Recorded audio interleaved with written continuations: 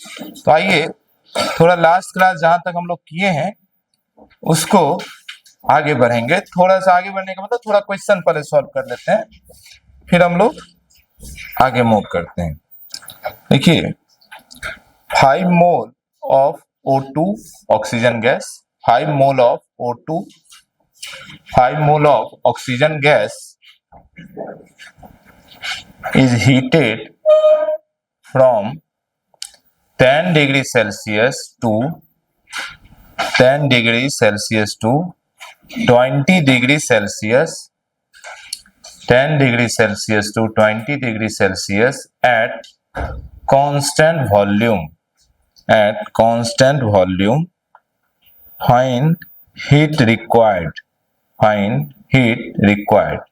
तो basic question है, सिर्फ आपको एक बार फॉर्मूला प्रैक्टिस हो जाए फिर हम लोग आगे बढ़ जाएंगे। तो ऑक्सीजन गैस है 5 मोल, उसको 10 डिग्री से 20 डिग्री टेम्परेचर हीट करना है, मतलब राइज कराना है। कहां पे? कांस्टेंट वॉल्यूम पे। तो आपको बोल रहा है हीट का कितना रिक्वायरमेंट होगा निकालिए, बस फॉर्मूला पुटिंग है, जल्दी से करें, है ना। अच्छा आपको ना आंसर कैलोरी में चाहिए, ऑप्शन कैलोरी में सारा है, तो लिख लो कहीं हीट आपको कैलोरी में चाहिए, आंसर कैलोरी में देना है। हीट आपको चाहिए कैलोरी में, मैं पहले रिपीट कर रहा हूं, हीट कैलोरी में देना है आपको, ऑप्शन में सारा कैलोरी है। अच्छा ये इतनी आसान क्वेश्चन भी आता है अपने एग्जाम में।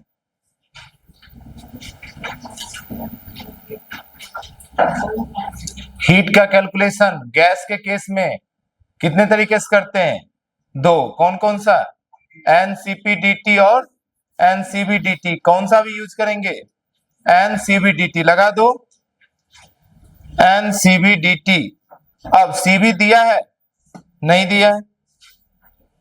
अच्छा इसने एक चीज दे रखा है, देखो क्वेश्चन में ऐड करो, एक और दिया है CP दे रखा है, क्वेश्चन में ऐड कर लो। इन्होंने CP दे रखा है, कैलोरी पर मोल केल्विन। जरूरत है CV का, पर दे रखा है इन्होंने CP, ठीक है।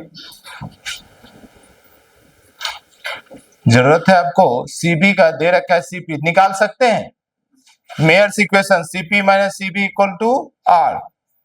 वहां से CB निकाल लेंगे,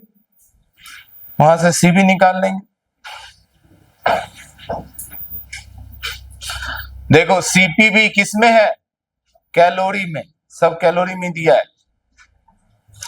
बस यूनिट में आपसे गलती नहीं हो, इसीलिए क्वेश्चन है कि यूनिट का कैलकुलेशन अच्छे से हो जाए। आ जाइए Q equal to NCVDT N 5 मोल। अच्छा CB में रहने देता हूं, DT है 10 से 20 गया है तो चेंज इन टेम्परेचर 10। और CB कैसे निकालेंगे? तो हमें मालूम है CP minus CV equal to R, CP minus R equal to CV। CP का वैल्यू 7.03 माइनस, बोलो जी R का वैल्यू कितना लेना है? 2 कैलोरी में, समझ पा रहे हैं? 2 इक्वल टू CV, यानी CV का वैल्यू क्या हो गया? 5.03। ये हो गया 5 इंटू 5.03 इंटू 10। अब ना हम 5 ही मान के चलेंगे, उसके आसपास वाला आंसर टिक मार देंगे। नीट एग्जाम में ये कैलकुलेशन तो नहीं करोगे इतना, समझ पा रहे हैं? इस राउंड ऑफ 5 मान लो, तो 5 इंटू 5 25, 25 इंटू 10 250। तो 250 के सबसे नियरेस्ट होगा, नियरेस्ट मतलब थोड़ा ज्यादा, क्योंकि 5.03 है तो थोड़ा ज्यादा जो होगा वो होगा, सही ऑप्शन है 251.5 कैलोरी। ठीक है, समझ पाए ना? चलिए आगे बढ़े,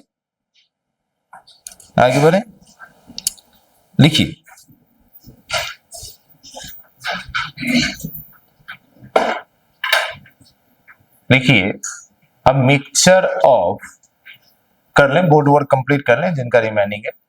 बस इस क्वेश्चन में दो ही बातें था, आपको सारा फॉर्मूला रिवीजन हो गया एकदम, मेयर्स इक्वेशन यूज हो गया, हीट का यूज हो गया, और आर का भी यूनिट आपके माइंड में हमेशा रखना है, कैलोरी है तो कैलोरी वाला। लिखिए a mixture of a mixture of 1 gram helium,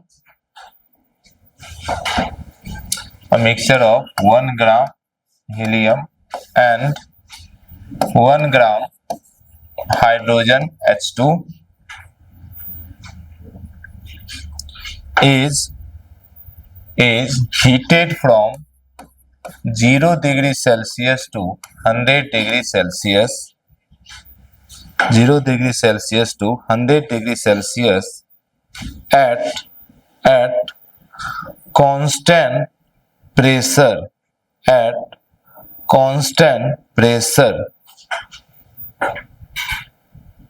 find heat required. चलो करो जरा, फॉर्मूला क्या लगाएंगे, Q equal to N CP D T, ठीक है। एन नंबर ऑफ मोल तो पता है आपको, देखकर पता चल रहा है।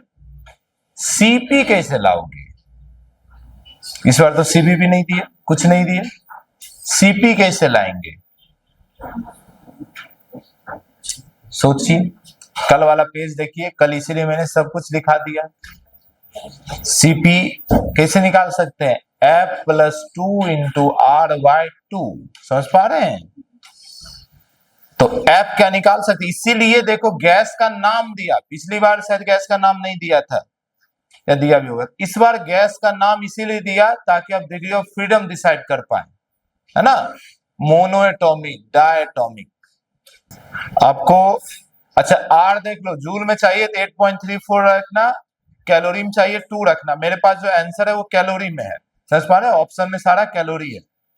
ठीक है, कैलकुलेशन अपना तो एमसीक्यू एग्जाम आता है तो ऑप्शन देखोगे, अगर सारा ऑप्शन कैलोरी में दिखेगा तो R2 लेकर कैलकुलेशन करेंगे, और ऑप्शन अगर जूल में दिखेगा तो R 8.314 लेकर काम करेंगे, समझ पा रहे हैं। तो अभी जो अपना आंसर है, आपको हीट जो चाहिए वो कैलोरी में फाइंड करो, हीट इन कैलोरी। बाद में रिवीजन करते समय ये मत कंफ्यूज करना कि सर ये कैलोरी वाला क्यों लिए वैल्यू, आप लीजिए कोई बात नहीं, 8 पॉइंट लोगे तो आपको जूल में आंसर आएगा, वो ऑप्शन में सारा कैलोरी है तो आपको बाद में बदलना पड़ेगा। वो भी रिलेशन जानते हैं, 1 कैलोरी इक्वल टू 4.2 जूल, है ना। तो आप जैसे मन है वैसे चेंज कर सकते हैं। देखिए सॉल्व तो यही होगा, Q equal to N C P D T, ठीक है। अब बहुत ध्यान समझिए, क्या ये जो फॉर्मूला किस पे लगाओगे, He पे लगाओगे, H2 पे लगाओगे, आंसर दोनों मिक्सचर है तो मिक्सचर पे लगाओगे। तो मिक्सचर में दो बातें, या तो फिर Cp किसका निकालना पड़ेगा, मिक्सचर का, तो वो वाला फॉर्मूला याद करो, है ना, Cp ऑफ मिक्सचर। मैं दो तरीका बता रहा हूं, क्या हो जाएगा, N1 Cp1 plus N2 Cp2, कुछ याद आया, बाय N1 प्लस N2। अच्छा Cp1 पहले निकालो, एक का Cp1 निकालो, फिर दूसरे का Cp2 निकालो। अच्छा N क्या ले लोगे, N ले लोगे N1 plus N2, number of मोल तो वही रहेगा ना। या दूसरा तरीका, आप इस झंझट में नहीं पढ़ना चाहते तो इसके लिए अलग से हीट निकाल लो, Q1 निकाल लो, इसका अलग Q2 निकाल लो, और फिर टोटल बाद में जोड़ दो, Q equal to Q1 plus Q2। क्या मेरी बात समझ पा रहे हैं, आखिर मिक्सचर में उतना हीट लगा होगा ना, दोनों में हीट गया होगा, इसमें कितना हीट गया प्लस इसमें कितना हीट गया। अब Q1 आराम से निकाल सकते हैं, N1 Cp1 डेल्टा T, फिर हो जाएगा N2 Cp2 डेल्टा T। इस बार फायदा क्या होगा, सी मिक्सचर का कैलकुलेशन से आप बच जाएंगे, ठीक है। तो आपकी मर्जी, जैसे कैलकुलेशन करना है कर लीजिए, या तो पहले सब कुछ मिक्सचर का निकाल लीजिए फिर उसका कैलकुलेशन करिए, या अलग अलग दोनों का हीट निकाल लीजिए और फिर दोनों हीट को जोड़ दीजिए। क्या मेरी बात समझ पा रहे हैं। जैसे मान लो मैं पहले का हीट का कैलकुलेशन कर रहा हूं, Q1, ठीक, बताइए 1 ग्राम हीलियम यानी नंबर ऑफ मोल कितना, 1/2 या 1/4, हीलियम 1/4, तो 1/4 हो गया नंबर ऑफ मोल। Cp1 देखो हम लोग क्या लिखेंगे, F प्लस 2 इंटू R/2, अभी उसका वैल्यू रखेंगे, और dt है 100, ठीक है। तो आ जाइए, ये देखो 1/, ठीक है, 4 इंटू 2 8 हो गया।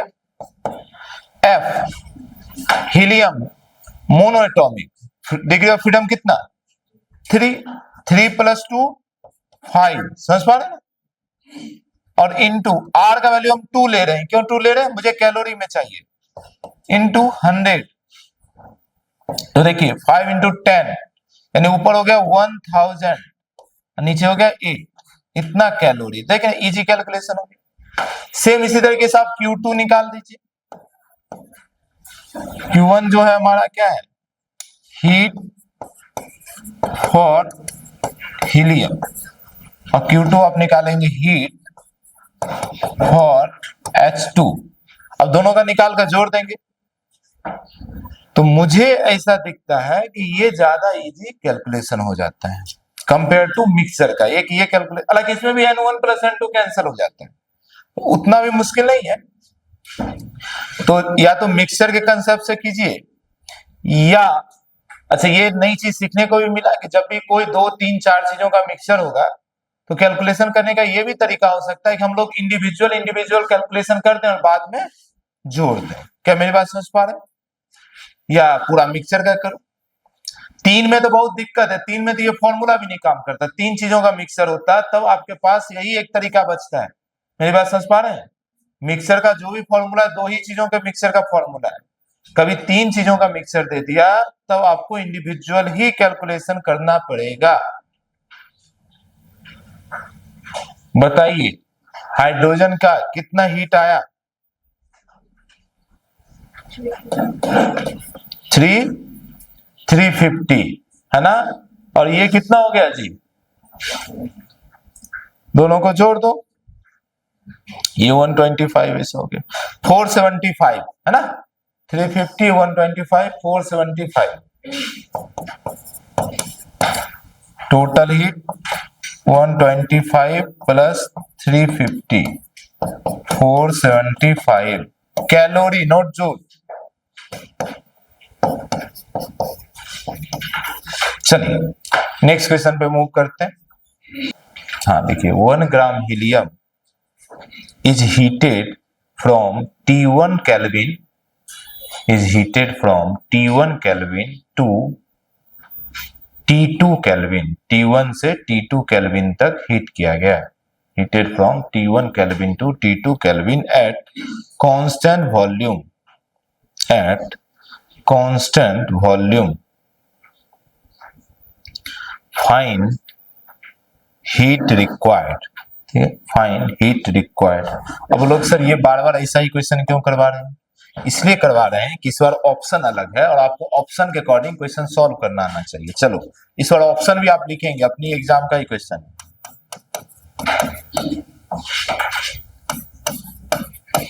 के पहचानते हैं, के नहीं पहचानते तो पेज पलटिए और पहचानिए क्या है।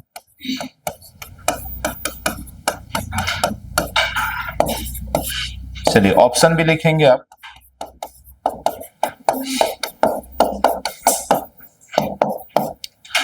अब सॉल्व कीजिए।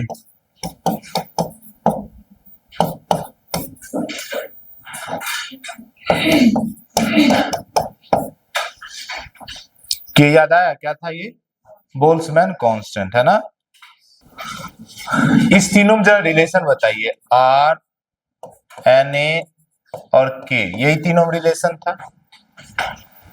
आपके फॉर्मूले में R आएगा, Q = NCV/dt लिखोगे, समझ पा रहे हैं।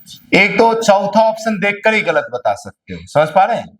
जब भी होगा dt होगा चेंज इन टेम्परेचर, T2/T1 कैसे आ जाएगा, ये तो तुम आंख बंद करके आप गलत बोल सकते हो, है ना। ये तीनों में थोड़ा चेक करना पड़ेगा, ठीक। अच्छा ये कहां से आ रहा है समझ पा रहे हैं, ये आपको समझना पड़ेगा कहां से आ रहा है। इस तीनों में कुछ रिलेशन याद आ रहा है, देखो R = हो जाएगा Na/K, समझ पा रहे हैं। K = होता है ना R/Na, तो आपके इक्वेशन में जहां R आएगा उसकी जगह Na/K है। अब चलिए अपनी इक्वेशन पे मूव कीजिए, बेसिक इक्वेशन क्या बनेगा, Q = N C V D T. N क्या हमें पता है? पता है 1 ग्राम हीलियम कितना एन? लो 1/4। तो देखो नीचे तो 4 आने वाला है, 4 दिख रहा है किसी में? दिख रहा है ऑप्शन 2 में। अच्छा इसमें तो है ही नहीं, चलो और भी देख लेते। सीवी नहीं दिया तो कैसे निकालोगे? FR/2, FR/2 और dt तो T2 - T1,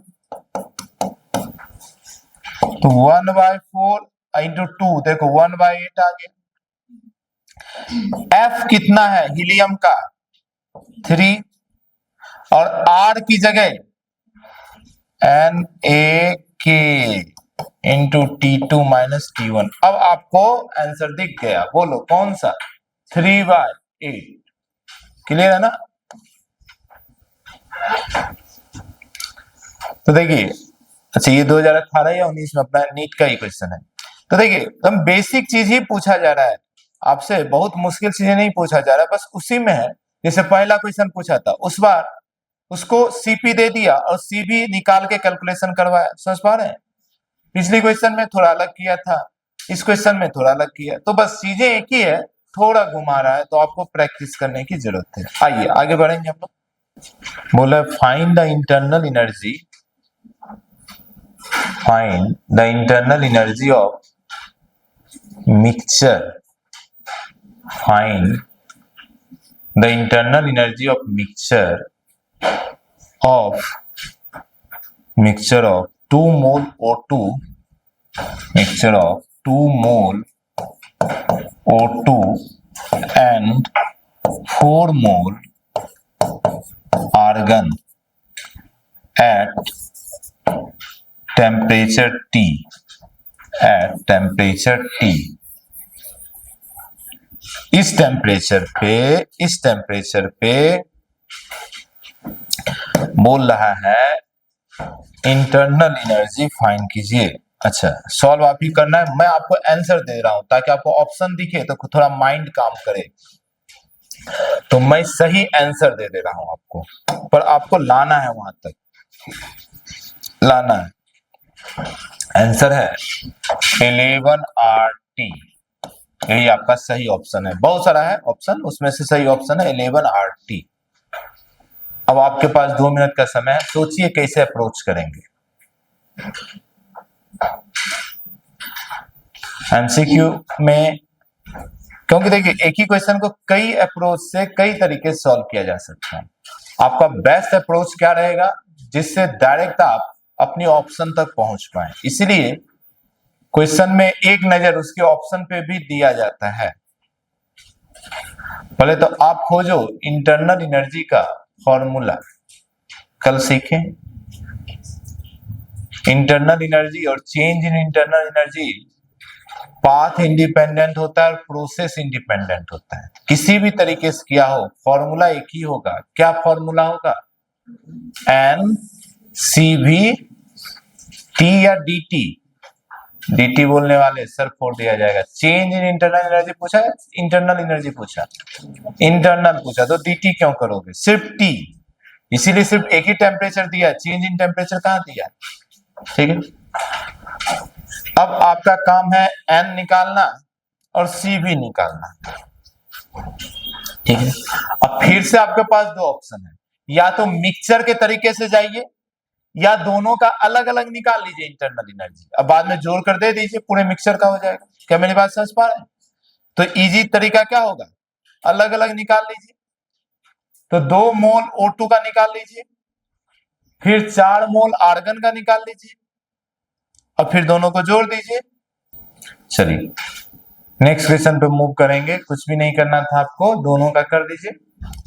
इसका क्यू निकालेंगे NCVT, है ना? तो N तो मोल भी स्वर दिया और 2, और CV क्या होगा? FR/2 इंटू T, तो 2 से 2 कैंसिल हो गया, और O2 हो गया डायटोमिक, तो F कितना हो जाएगा? 5RT, एक का क्यू हो गया। इसी तरीके से दूसरे का क्यू निकाल दीजिए। तो N हो गया 4 और 4 मोल, तो F argon 3 R/2 into T, ये कैंसिल हो गया 2 से, तो ये हो गया 6RT। तो देखो 6RT और 5RT दोनों जोड़ोगे तो 11RT आ जाए, ठीक है ना। आइए नेक्स्ट क्वेश्चन पे मूव करते हैं। अच्छा ये ना दोनों में जेई में 2004 में आया था और नीट में 2015 में आया है, तो ये देखो नीट जेई वाला ही क्वेश्चन को रिपीट कर दिया नीट ने। आइए नेक्स्ट क्वेश्चन पे मूव करते हैं। लिखिए 5 mole of gas is heated from 5 mole of gas is heated from 100 degree Celsius to 120 degree Celsius. 100 degree Celsius to 120 degree Celsius. Due to this change in internal energy is 80 joule, 80. Change in internal energy is 80 joule. Find heat capacity. Find heat capacity. Find heat capacity. पहली बात यहां पे समझे heat capacity क्या है। Heat capacity जैसे याद करो वहां पे पढ़े थे कुछ थर्मल कैपेसिटी करके, मास इनटू स्पेसिफिक हीट, कुछ याद आया। सेम यहीं पे यहाँ पर गैस के केस में मास की जगह कौन आ जाएगा, मोल, समझ पा रहे हैं। तो हीट कैपेसिटी हो जाएगा number of mole into specific heat, मतलब molar specific heat, molar specific heat. यहाँ पे यही फॉर्मूला बनेगा हीट कैपेसिटी।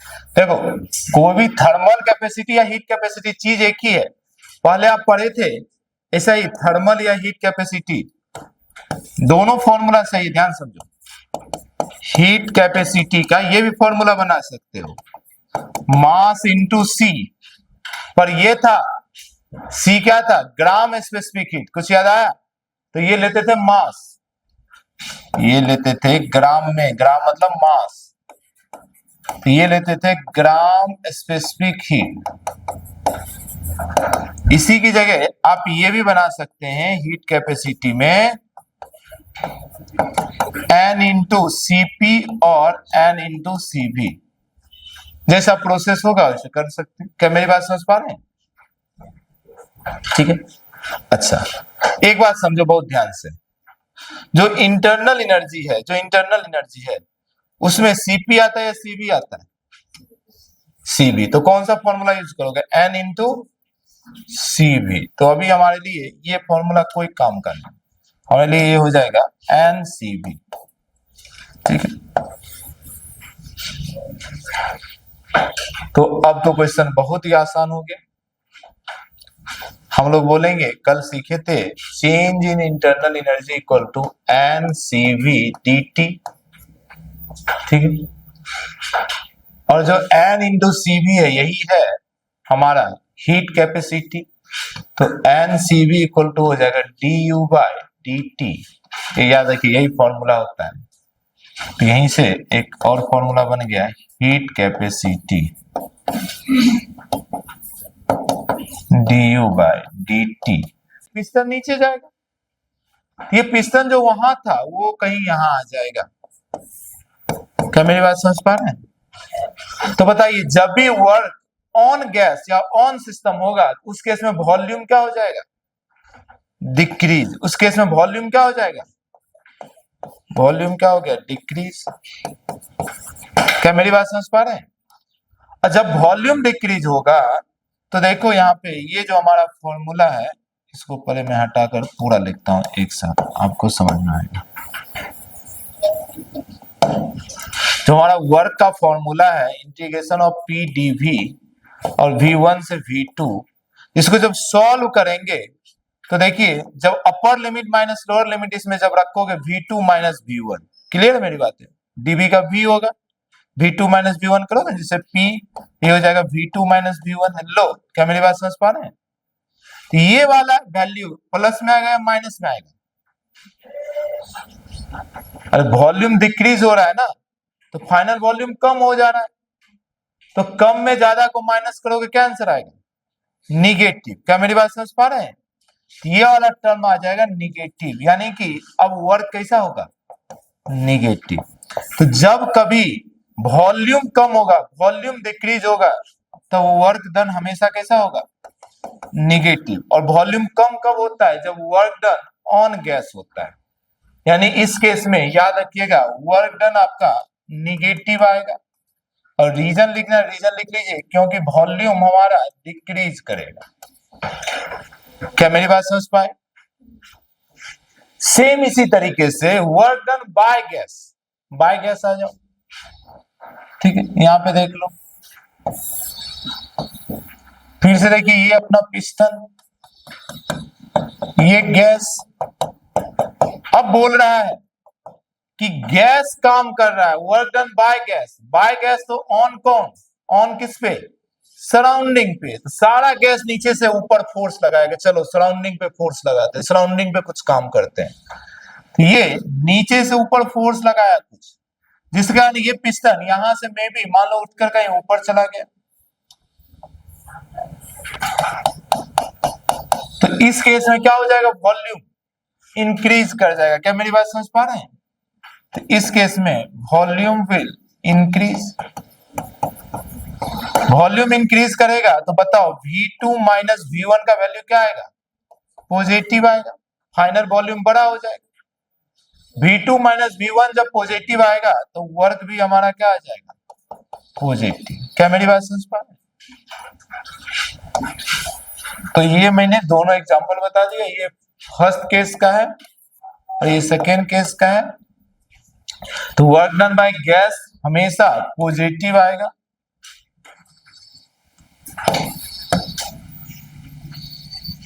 इसमें वर्क डन हमारा पॉजिटिव आएगा। और रीजन कोई पूछे तो आप बताओगे इसमें वॉल्यूम इंक्रीज करता है। तो ये साइन कन्वेंशन हमेशा याद रखना है। हो सकता है आप केमिस्ट्री में कुछ अलग साइन कन्वेंशन यूज करते हो, मुझे नहीं पता, पर वो वाली चीजें यहाँ पे अप्लाई मत करना। मैंने अभी जो सिखाया फिजिक्स में, यही आप इस चैप्टर में अप्लाई करेंगे। वर्क डन ऑन सिस्टम या ऑन गैस हमेशा कैसा लेंगे? Negative. Work done by gas या बाय सिस्टम आप हमेशा कैसा लेंगे? पॉजिटिव। जब भी बाय गैस या बाय सिस्टम होगा आप मान के चलेंगे वॉल्यूम एक्सपेंड हो रहा है, और मान के चलेंगे वॉल्यूम डिक्रीज हो रहा है। और कहीं मान लो ये नहीं लिखा है ऑन गैस ऑन सिस्टम, सिर्फ ये दिया है इंफॉर्मेशन कि वॉल्यूम डिक्रीज हो रहा है, तब वर्क डन कैसा लेंगे? निगेटिव। तभी वर्क डन कैसा लेंगे? कहीं बोलेगा सिस्टम एक्सपेंड कर रहा है, तब वर्क डन कैसा लेंगे? एक्सपेंड मतलब बड़ा होना, डिक्रीज मतलब समझ पा रहे हैं? तो ये चीजें आप पहली बात याद रखेंगे। बाकी फॉर्मूला तो एक ही है पीडीवी, फॉर्मूला तो एक ही है पीडीवी। आइए अब न्यूमेरिकल वैल्यू निकालना सीखते हैं, कैलकुलेशन करना सीखेंगे, मतलब इस फॉर्मूले को यूज करना सीखेंगे, ठीक है। हेडिंग बनाइए calculation of work done, calculation of work done, work done की calculation, calculation of work done, ठीक है।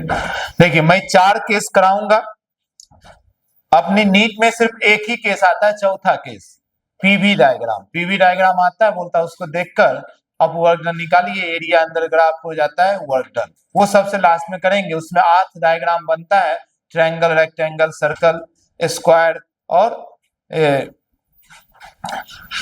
क्या बोलते हैं उसको, ये वाला शेप बनता आप देखते होंगे कई बार इस टाइप का, है ना। तो जो भी हो, तो हम लोगों को डायग्राम देखकर हम लोग को सॉल्व करना होता है, बहुत ही आसान है।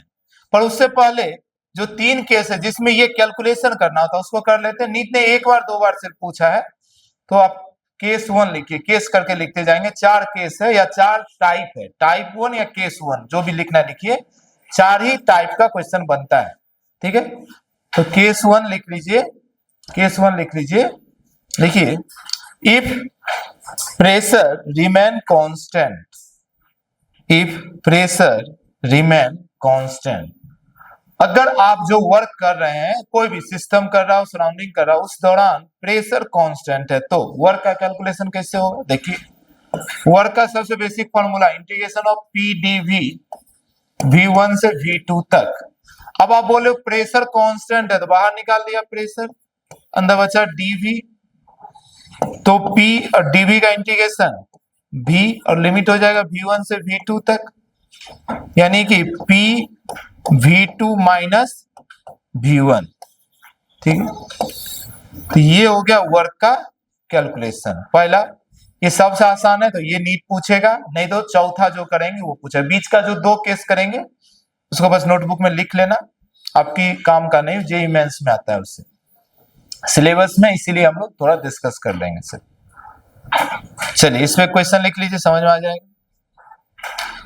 अच्छा, इसमें ना एक बात ध्यान रखना, यूनिट का ध्यान रखना है। जैसे P अगर एटीएम में दे दे, मानो P दे दिया 1 एटीएम, तो उसको क्या लेंगे?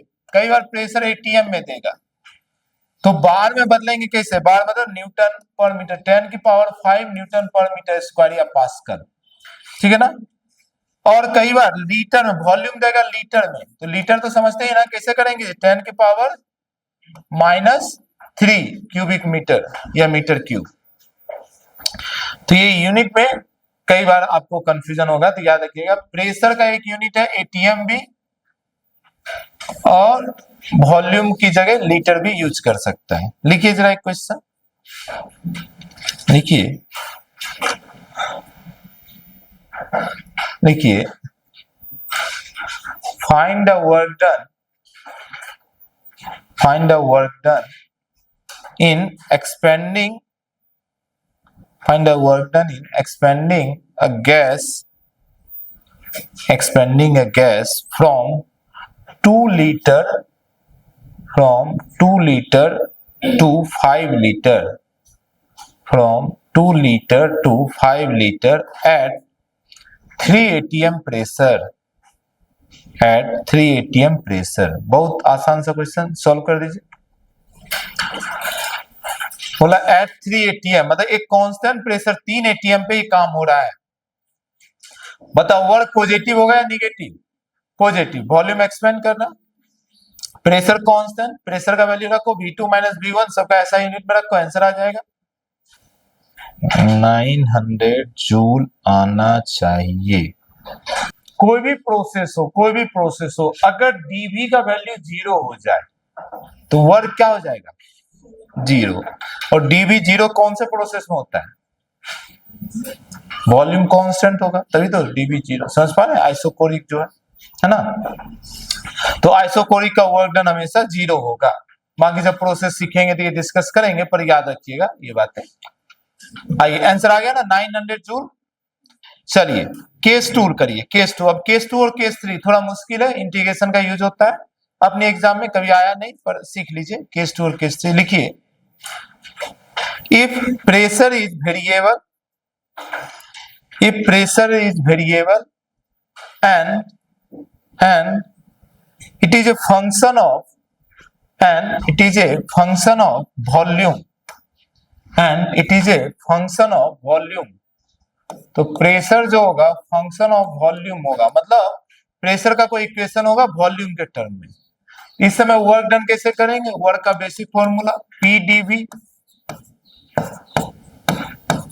तो कुछ भी नहीं करना है। देखो अब P भी वेरिएबल है और dV तो वेरिएबल होना ही होना है, कांस्टेंट हो ही नहीं सकता, नहीं तो वर्क ही 0 हो जाएगा। तो दो वेरिएबल का एक साथ इंटीग्रेशन नहीं हो सकता, तो हम लोग क्या करते हैं, प्रेशर का जो इक्वेशन है यानी जो रिलेशन है वो रख देंगे। तो प्रेशर है चेंज इन वॉल्यूम, मतलब वॉल्यूम का कोई फंक्शन, तो वो रख देंगे प्रेशर की जगह। तो FV प्रेशर का फंक्शन इंटू dV, और इससे कैलकुलेशन करेंगे।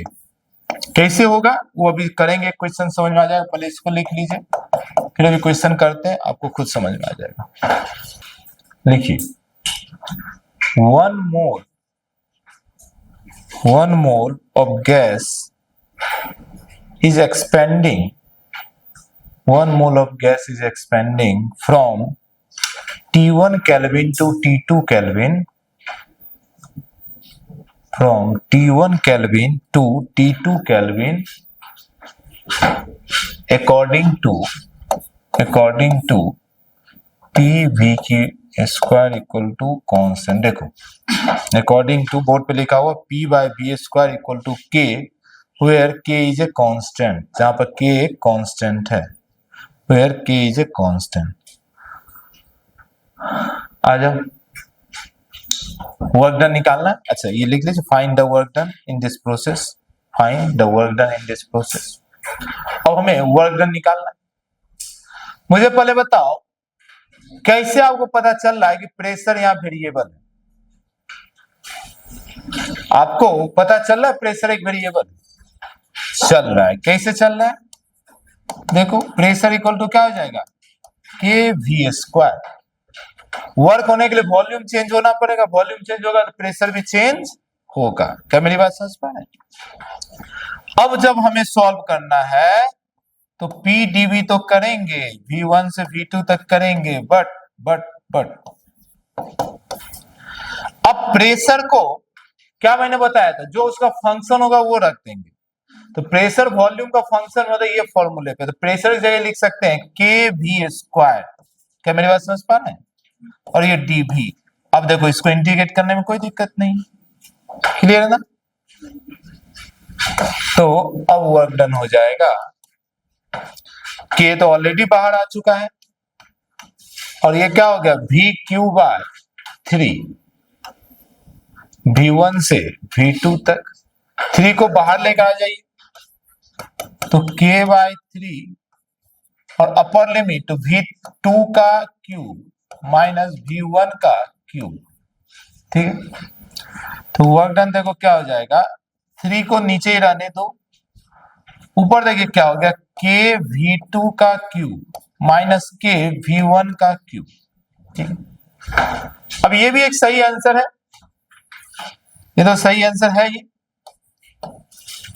पर अपने ऑप्शन में ना टेम्परेचर भी दिया है T1 से T2 तक, तो आप चाहो इसमें टेम्परेचर भी इंक्लूड कर सकते हैं।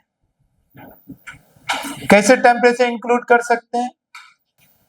देखिए यहां पे के वी स्क्वायर प्रेशर है ना, तो के वी स्क्वायर क्यू है उसको स्क्वायर बनाते हैं तो वहां से प्रेशर आ जाएगा और एक वॉल्यूम बचा रहेगा पीवी। ये भी सही है, ऑप्शन में जैसा रहेगा वैसा जा सकते हैं।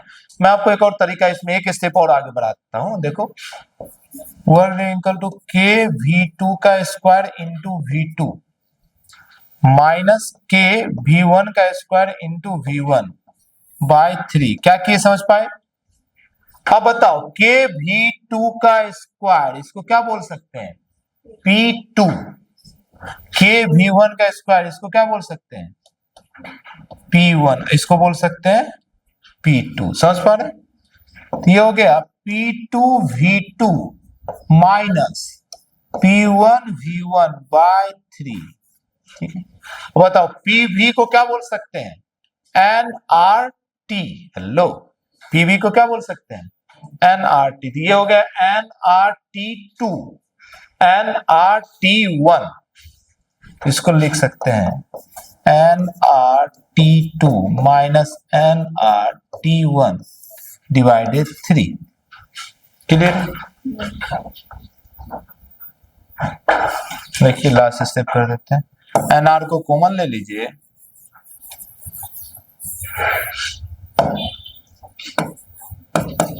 NR कॉमन ले ली तो T2 माइनस T1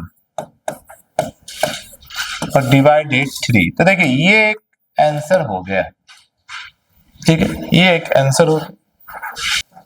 अच्छा 1 मोल दिया हुआ था ना, वही मैं बोला ऑप्शन में n क्यों नहीं दिख रहा है, तो 1 मोल दिया हुआ था, n का वैल्यू रख दो 1, ठीक है, n का वैल्यू 1 रख दीजिए,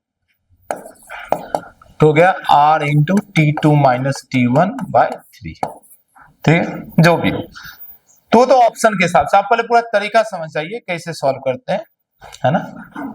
तो इस टाइप का क्वेश्चन अपनी नीट में जनरली देखने को नहीं मिलता, ये जो है अपनी जेईई मेंस में आता है देखने को, ठीक। नीट में बस वही डायरेक्ट आएगा, प्रेशर कांस्टेंट रहेगा, V2 माइनस V1 करना है, या फिर डायग्राम वाला क्वेश्चन आएगा, अभी करेंगे थोड़ी देर बाद। एक और केस करिए, अभी इस केस में प्रेशर किसका फंक्शन था? वॉल्यूम का। एक और क्वेश्चन आता है जिसमें प्रेशर टेम्परेचर का फंक्शन होता है, वो थोड़ा और टफ हो जाता है, तब मतलब थोड़ा कैलकुलेशन बढ़ जाता है, इसीलिए इंजीनियरिंग वाले पूछते हैं, जेई वाले पूछते हैं। बस एक बार हम लोग प्रोसेस सीख जाते हैं कि एकदम हल्का क्वेश्चन आया तो हम लोग कर पाए। तो थर्ड केस लिखिए, थर्ड केस लिखिए, देखिए इफ प्रेशर इज वेरिएबल, फिर से मैं बोल रहा हूं केस 2 केस 3 आपके काम का नहीं है, आप पीवाईक्यू देखेंगे कोई भी आया हुआ नहीं है। If pressure is variable and it is a function of temperature, and it is a function of temperature, समझ पा रहे? अब देखो डायरेक्ट टेम्परेचर में रखने से भी कोई फायदा नहीं है, जैसे प्रेशर दे दिया फंक्शन ऑफ टेम्परेचर, ठीक है। अब अगर आप डायरेक्ट भी रखेंगे तो कोई फायदा नहीं है, पीडीवी में P की जगह अगर फंक्शन ऑफ टेम्परेचर है तो टेम्परेचर वॉल्यूम के रिस्पेक्ट में इंटीग्रेट नहीं होगा, समझ पा रहे हैं? तो कुछ ना कुछ डायरेक्ट इनडायरेक्ट यहाँ पे मॉडिफाई करना ही पड़ेगा, ठीक है। तो इसको करने के लिए हम लोग सीधा क्वेश्चन लेते हैं जहां से आपको चीजें आसान हो जाए और समझ में आए अप्रोच क्या होगा। इसको क्वेश्चन करके ही सीखा जा सकता है, ठीक है ना। तो ये ऐसा करने से कोई फायदा होगा नहीं डायरेक्ट, तो अभी इसको लिखने ये मत लिखो, ये तो मैं आपको समझा रहा हूँ, ऐसा करने से कोई डायरेक्ट फायदा है नहीं, ठीक है। ये अप्रोच हमें आना पड़ेगा। आइए लिखिए, ये क्वेश्चन करते हैं। लिखिए a gas is expanding, gas is expanding according to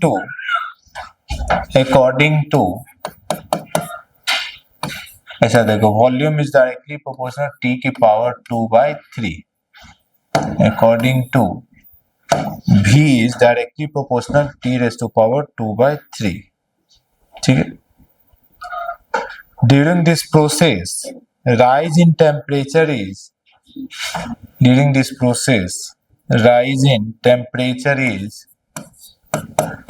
30 Kelvin. Rise in temperature is 30 Kelvin. During this process, rise in pressure is 30 Kelvin. Then find work done. ठीक है, बहुत अच्छे समझेंगे, स्टेप बाय स्टेप बहुत ध्यान समझिएगा। आइए शुरुआत करते हैं। पहले तो हमें बेसिक तो वही जाना पड़ेगा जो फॉर्मूला है, पीडीवी V1 से V2, ठीक है। अब मुझे समझ में आ रहा है ये सब कोई काम का यहाँ बात ही नहीं बन रहा है, ठीक है। तो आइए अब हम लोग क्या क्या मॉडिफाई कर सकते हैं ये देखते हैं, ठीक है। देखो इसको लिख सकते हैं, V कांस्टेंट था, कोई कांस्टेंट ला दिया K T की पावर 2/3। क्या मेरी बात समझ पा रहे हैं? अच्छा, ये तो V है और मुझे मिला है TT। तो देखो P को तो बदलना पड़ेगा ही, बदलेंगे कैसे बदलेंगे P को? PV इक्वल टू nRT, तो P की जगह क्या लिख सकते हैं? nRT/V, समझ पा रहे हैं?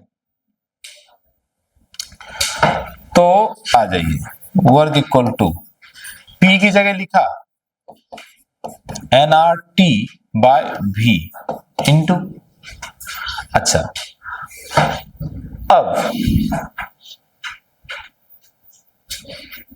देखिए, अगर ध्यान समझो, अगर यहां मैं dV लिखूं, मैं इसीलिए बोल रहा हूं जेई मेंस में आता है, अपनी नीट में इसलिए नहीं आता है, थोड़ा मैथमेटिकल ध्यान से देखो। अगर मैं dV लिखूं तो ये इनकम्प्लीट हो जाएगा। क्यों इनकम्प्लीट हो जाएगा? V तो dV के रिस्पेक्ट में इंटीग्रेट होगा पर T नहीं होगा। क्या मेरी बात समझ पा रहे हैं? तो इसलिए भी यहाँ पे कोई फायदा है, ठीक है। तो दूसरा तरीका क्या है, ध्यान समझो। दूसरा तरीका है कि हम dV को भी T में बदल दें और V को भी T में बदल दें। कैसे? ध्यान देखिए,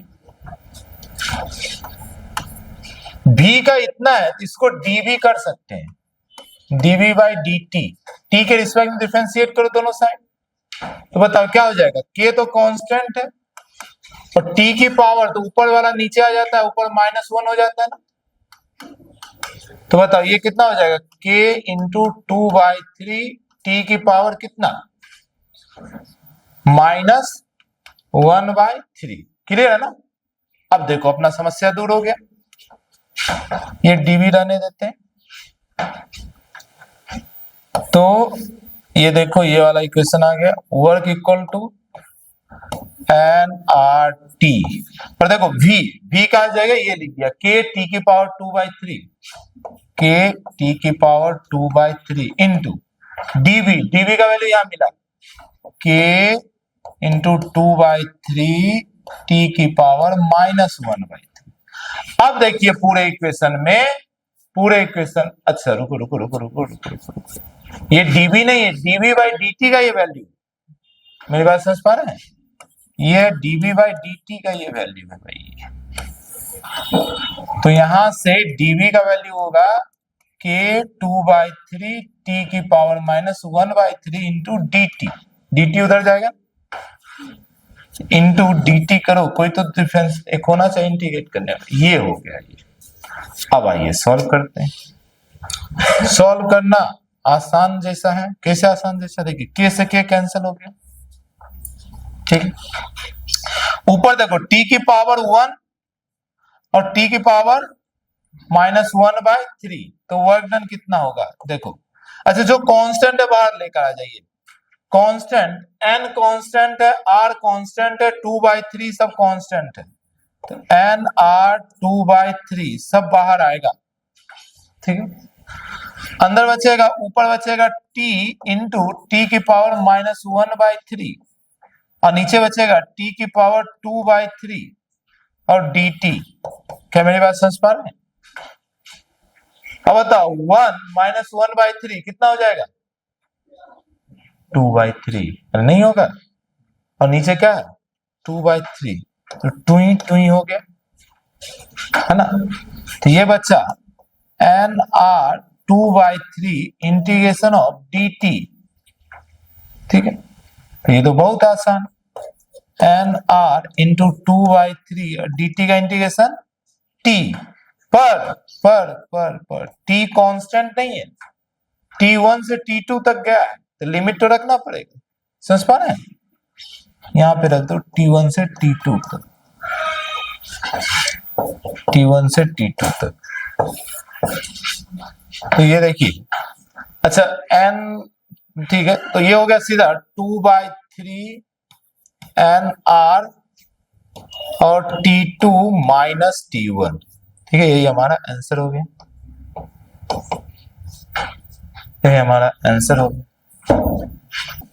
अब देखो number of mole they they, t2 minus t1 का वैल्यू दे सकते हो 30, हेलो दिख रहा है, एक स्टेप और कर सकते इसको, 2/3 एन आर इंटू 30, t2 में ये कैंसिल हो गया, 10 हो गया, ये हो गया 20 एन आर,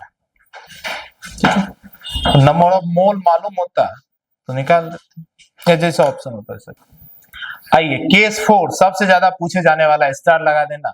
अब जो हम लोग करने वाले हैं आपके काम का दो ही है, पहला केस जिसमें प्रेशर कांस्टेंट था, या अभी चौथा जिसमें डायग्राम रहेगा। आप देखोगे पीवाईक्यू मैक्सिमम केस डायग्राम बनाया है, ठीक है, तो पहला और चौथा दो ही केस अपने काम का है।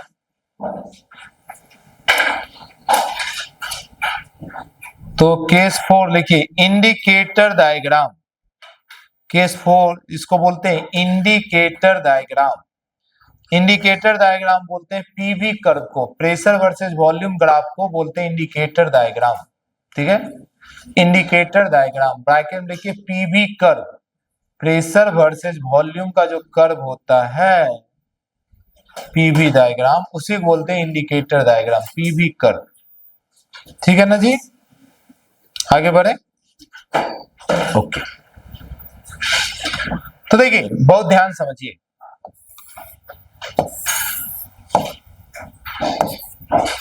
कैसा भी मान लो कर्व है, ठीक है, ये है प्रेशर, ये है volume, pressure versus volume graph को ही इंडिकेटर डायग्राम बोलते हैं। अब मान लो मुझे अगर एरिया अंडर ग्राफ निकालना हो, सीखे हुए हैं, तो एरिया अंडर ग्राफ का क्या तरीका होगा, इसको यहां से ड्रॉ करोगे, इसको यहां से ड्रॉ करोगे, समझ पा रहे हैं। फिर एक छोटा सा स्ट्रिप लेंगे, बोलेंगे इस स्ट्रिप का प्रेशर मान लो P है, तो एक छोटा सा ये V है, तो इसको D भी लेना पड़ेगा।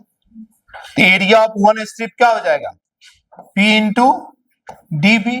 अब पूरे का एरिया इंटीग्रेट कर दोगे, कहां से कहां तक, मानो यहां से V1 से V2 तक है, समझ पा रहे हैं। यही हो जाएगा एरिया अंडर ग्राफ।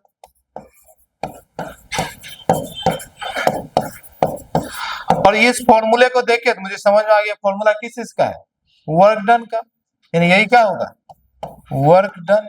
क्लियर है ना।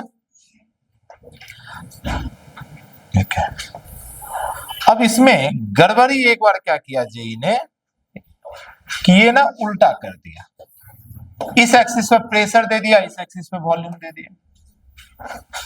अब बताओ क्या ये एरिया वर्क देगा, आंसर नहीं। अब कौन सा एरिया लेना है, हमेशा एरिया वॉल्यूम एक्सिस पर निकालते हैं, ये है हमारा एरिया, समझ पा रहे हैं। एरिया किस पे निकालना चाहिए, वॉल्यूम एक्सिस पे। तो ये एरिया जो है, ये एरिया इक्वल टू वर्क करोगे तो ये गलत हो जाएगा। आपको कैसा करना पड़ेगा, ध्यान समझिए। ये प्रेशर है और ये वॉल्यूम है, अगर ये ग्राफ दिया तो आप यहां पे एरिया निकालो, हमेशा वॉल्यूम एक्सिस पे एरिया निकालिए। क्या मेरी बात समझ पा रहे हैं। ये जो एरिया होगा, ये एरिया हमारा वर्क देगा। क्लियर है मेरी बातें, है ना। तो ये याद रखिएगा, ये एरिया हमेशा प्लॉट होगा किस एक्सिस पे, वॉल्यूम एक्सिस पे। तो area should be on volume axis, area हमेशा वॉल्यूम एक्सिस पे होना चाहिए। इसीलिए इसको क्या बोलते हैं, इंडिकेटर डायग्राम, क्योंकि ये वर्क को इंडिकेट करता है। ठीक है, लिखिए, इसी में आगे बढ़ेंगे। इसी में एक और केस है, work done for cyclic process, work done for cyclic process, work done for cyclic process, work done for cyclic process. Cyclic का मतलब होता है एक सर्कल, सर्कल का मतलब यहाँ पे ऐसा नहीं ज्योमेट्री, सर्कल मतलब जहां से चला वहीं पे पहुंच गया, लूप।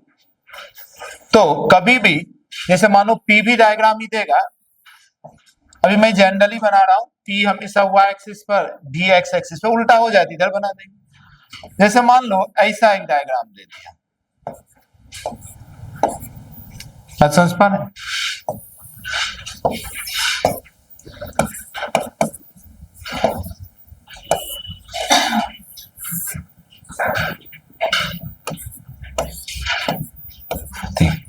तो ये दोनों प्रोसेस कैसा माना जाएगा, साइक्लिक।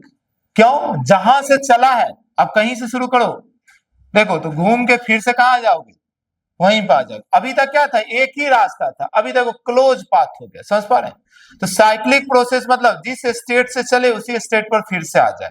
तो कभी भी क्लोज कर्व दिखेगा, क्लोज कर्व, वो किसको इंडिकेट करेगा, साइक्लिक प्रोसेस को, साइक्लिक प्रोसेस को। साइक्लिक प्रोसेस मतलब होता है क्लोज कर्व, क्लोज कर्व इन पीवी ग्राफ। अब इसमें कौन सा एरिया लेंगे, तो आंसर है कर्व के अंदर का एरिया सिर्फ लेना है।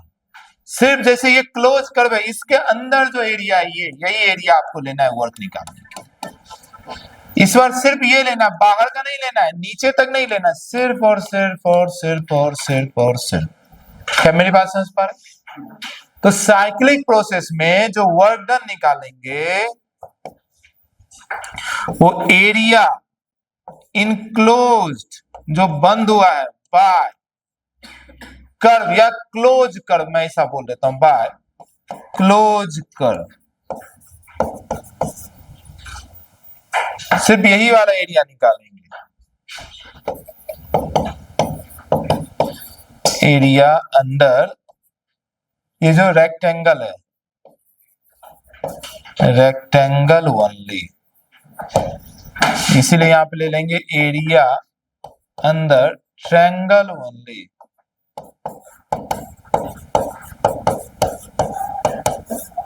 अब यहां पर एक चीज और है, पॉजिटिव नेगेटिव। तो याद रखें ना, जब भी सर्कुलर जो साइक्लिक होता है क्लॉकवाइज होगा तो वर्क पॉजिटिव होगा। तो याद रखेंगे, अगर जो हमारा साइकिल जो है, साइकिल ये क्लॉकवाइज है, साइकिल क्लॉकवाइज, ये कैसा है जी? हेलो, ये कैसा है? क्लॉकवाइज। तो इस केस में वर्क हमारा पॉजिटिव होगा। इसका जो भी वैल्यू आएगा, एरिया निकालो, मानो 20 आया तो प्लस 20 जूल हो जाएगा। और जब भी हमारा साइकिल एंटी क्लॉकवाइज होगा, ये कौन सा है जी? एंटी का। मान लो इस रेक्टेंगल का एरिया आता, मान लो एग्जांपल लो, जैसे मान लो ये यहां से यहां तक मान लो 10 है और ये यहां से यहां तक 20 है, तो इसका एरिया कितना हो जाएगा? 20 इंटू 10 200, पर वर्क हम क्या लेंगे? -200। तो एंटी क्लॉकवाइज साइकिल का वर्क डन जो होता है ये निगेटिव होता है, यानी कि आप लेंगे -200 जूल। क्या मेरी बात समझ पा रहे? तो बस इतना ही काम आपको करना है वर्क निकालने में, ठीक है। अब आप ना फर्स्ट लॉ पढ़ने के लिए तैयार हो।